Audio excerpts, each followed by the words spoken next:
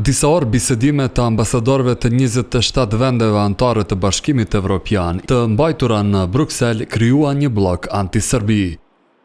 Të paktën 8 vende anëtare, Holanda, Kroacia, Bullgaria, shtetet baltike e të tjera, e thanë një jo të madhe që Beogradit i hapë negociatat për grup kapitullin 3 për hyrje në BE.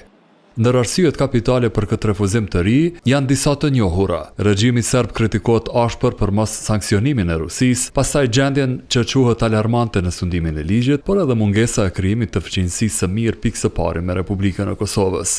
Edhe më përpara shtetet siç është Kroacia refuzuan miratimin e hapjes së kapitujve të negociatave për Serbinë, derisa këtij shteti i kërkohet proces gjyqësor ndaj grupit paramilitar që kreu sulmin terrorist ndaj policisë kosovare në Banjsk më 24 shtator 2023.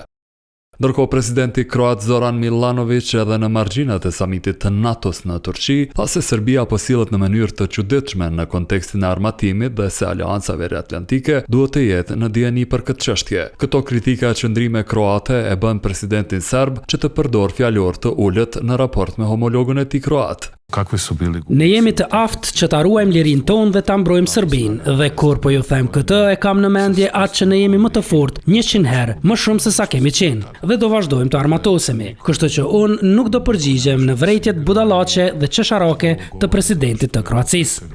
Ndryshe sipas planeve të Bashkimit Evropian, 14 korrik pritet të jetë super e marta evropiane në aspektin e integrimit. Atë ditë pritet të mbahen konferenca ndërqeveritare mes BE-s, Shqipërisë, Malit të Zi, Ukrainës dhe Moldavisë.